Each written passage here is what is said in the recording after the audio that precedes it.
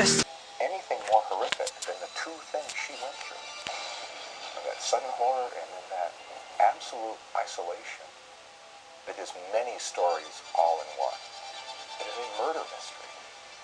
And it is a survival story of the first order. I remember that we had a very happy family. My dad taught us a lot about the out of doors. Terry and her father were very close because she liked the things that he liked to do. And she had an older brother, Brian, and then she had a younger sister, Renee. It was my dad's dream. He always liked boats. His dream was to live on a boat and go around the world. Hey guys, it's Lavender here. Welcome back to my channel. It's Lavender here, and today I'm back with another true crime case. This is a vintage true crime case. It is about the tale and story of a girl orphaned at sea by the name of Terry Jo. This is a very famous vintage true crime case that I've been wanting to cover, so we're going to cover that today. So here we go, let's get started. So the Bluebell was a 60-foot, 18-meter twin mainsted sailing ketch based out of Fort Lauderdale, Florida.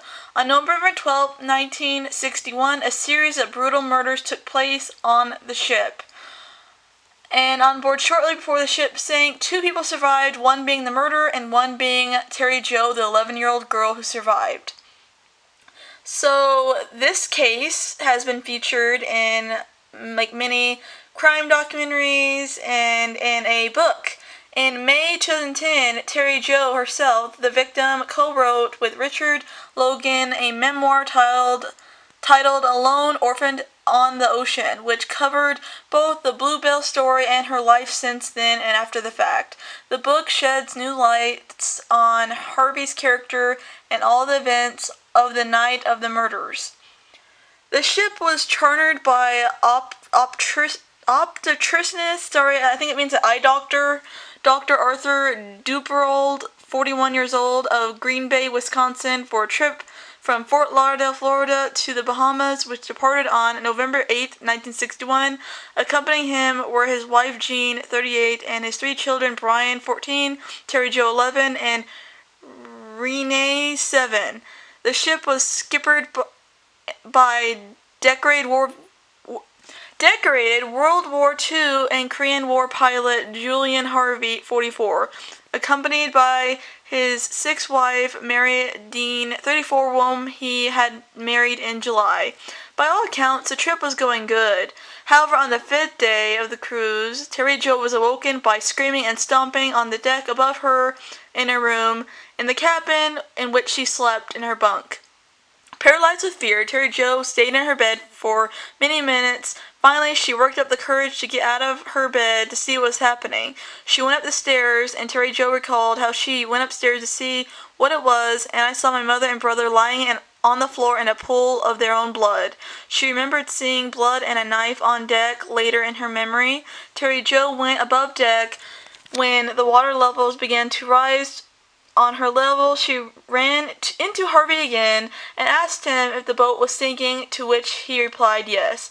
Terry Jo remembered the single life raft aboard the vessel and got on the tiny boat out into the ocean. Without food, water, or any covering to protect her from the heat of the sun, Terry Jo spent 84 grueling hours, aka 4 days, before she was rescued by the captain, Theo, on the ocean. Harvey had already drowned his wife and stabbed the rest of Terry Jo's family to death. He likely killed his wife to collect on her $20,000 insurance policy. When Terry Jo's father witnessed him killing her, it was speculated that he witnessed him killing his wife. He must have killed the doctor and then proceeded to kill the rest of his family. He then sunk the yacht they were on and escaped on his dinghy with his wife's drowned corpse as evidence so he can try to collect life insurance.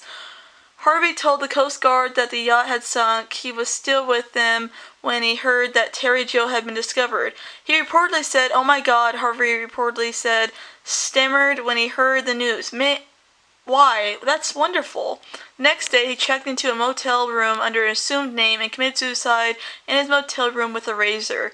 To this day, it's not really sure why Harvey decided to let Terry Jo live. It's unknown. However, psychologist Richard Logan theorized that Harvey had intended to kill her, but when she accidentally dropped the rope connected to his dinghy, he was forced to dive overboard in order to prevent its floating away without him, and thus left her alive on the sinking ship. Many years later, Terry Jo stated in a television interview with Matt Lawyer, "I think he probably thought I would go down with the ship." So yeah, that is the story of this vintage, true crime story. So if you guys like this video, don't forget to comment, like, and subscribe. Bye, you guys. See you next video.